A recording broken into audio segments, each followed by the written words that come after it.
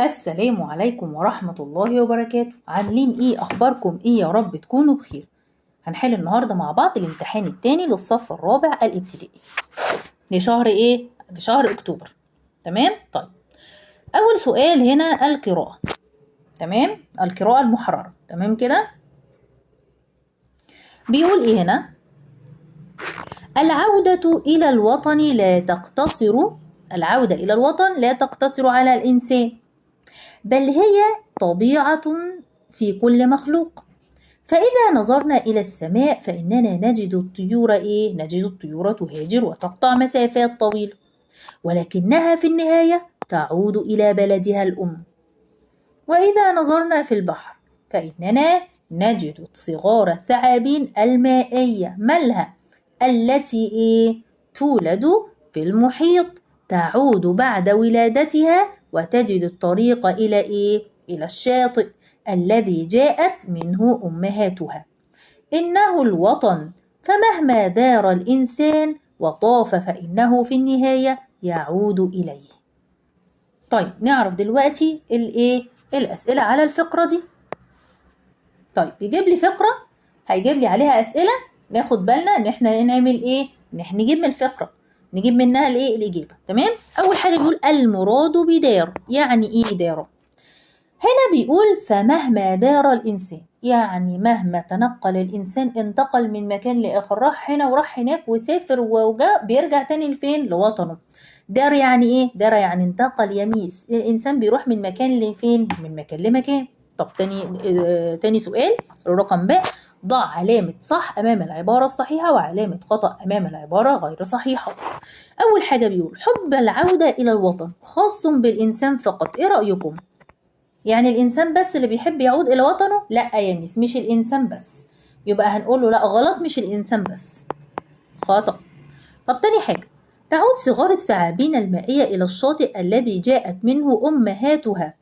الثعابين بترجع تاني للشاطئ اللي جات منه أمهاتها، صح ولا غلط؟ صح يا ميس، قال كده في الفقرة. طيب، هنا بقى رقم ج، اذكر أمثلة لمخلوقات غير الإنسان تهاجر ثم تعود لوطنها. هو قال لي في الفقرة يا ميس غير الإنسان، قال لي 2، كلمني عن الطيور والثعابين المائية. يبقى أنا هقول إيه؟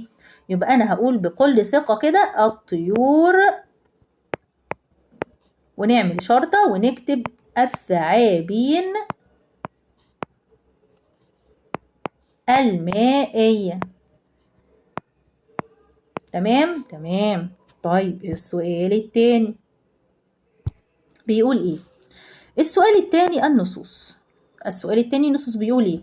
يا مصر يا مهد الحضارة والهدى، وتراب أرضك مؤمن وطهور، فيك المآذن والقباب شموخها، يبقى وسعي المارقين يبور. يا مصر يا أرض المروءة والنهى، مهما علا واستكبر المغرور. طيب، هنا بيقول تخير الإجابة الصحيحة مما بين القوسين. معنى إيه؟ معنى على. ما قال إيه؟ بيقول مهما علا. علا يعني إيه؟ مهما علا. مهما علا، ابتعد ولا ارتفع ولا سافر ولا انتقل؟ مهما علا، علا يعني فوق، علا يعني فوق يعني ارتفع يا ميس، برافو عليكم. تمام، علا يعني ارتفع. تمام. طيب، هنا صح وغلط. هنا بيقول حضارة مصر هي آخر حضارات العالم. ايه رأيكم؟ لا يا ميس، طبعا غلط يا ميس. ثانية كده، غلط.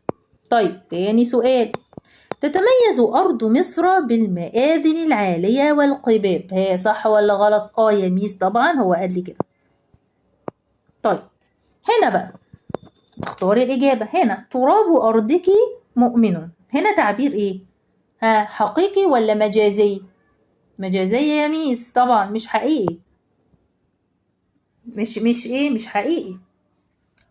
هنا بيقول ان التراب مؤمن، تراب أرضك مؤمن. لا طبعا، هو بيعمل تعبير مجازي مش حقيقي. تمام. طيب، السؤال الثالث القواعد النحوية والإملائية. طيب، أول حاجة هنا بيقول هنا بيقول المتسابقتان فائزتان، ما تحته ايه؟ هنا هنعمل ايه؟ ما تحته خط، هنقول ما تحته خط دوت ايه؟ المتسابقتان. المتسابقتان. يا ميس، دي بنت وبنت، دي بنت وبنت، يعني ايه؟ مثنى يا ميس مؤنث، يبقى مثنى مؤنث، مثنى مؤنث، يبقى نعمل كده مثنى مؤنث. طيب تاني حاجة، قالت المعلمة ايه؟ النظافة من الإيمان. قالت، يبقى أنا هختار ايه؟ قالت يبقى أنا هختار ايه؟ غلط نقطتين اهي، النقطتين دول أول ما يقول لي قال ولا قالت ولا كده أروح جاية مختارة النقطتين، وبعد كده هسمع هو قال ايه. تمام، دي من علامات الترقيم، قالت أو قال أو يقول، هنحط نقطتين فوق بعض وبعد كده هسمع هو قال ايه. تمام كده. طيب هنا بقى عاوز نعمل ايه؟ هنا صوب ما تحته خط في الجملة التالية. طيب الرجلان عاملون، ايه رأيكم؟ الرجلان عاملون ازاي يا ميس؟ لا يا ميس، الرجلان عاملون، لا، هنا الرجلان مالهم؟ عاملان، يبقى عاملون هنعمل على غلط ونقول عاملان. الرجلان عاملان. السؤال الرابع، الكتابة السردية.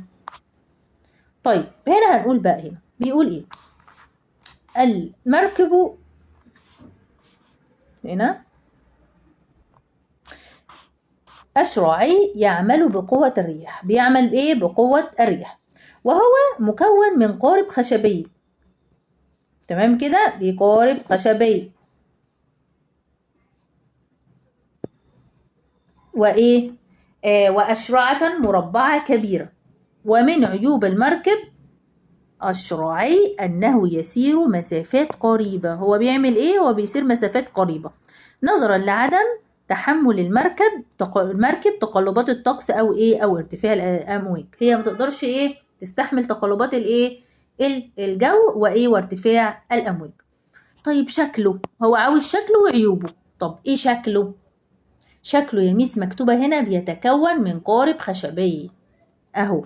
هنكتب الحتة دي اهي، المركب اهو راحت فين؟ يتكون من اهي، مكون من، هنقول من اول هنا، من اول، من قارب خشبي. تمام، هناخد الحتة دي، يبقى قارب خشبي وأشرعة مربعة كبيرة. يبقى هنكتب هنا مكون، هننقل هي مكون من قارب خشبي ونكمل الجملة. طيب عيوبه اهي، من عيوب المركب أنه يسير لمسافات قريبة اهي، يسير لمسافات قريبة. تمام. وطبعا دوت هنكتب الخط ده، هنكتب الخط ده عشان نحسن ايه؟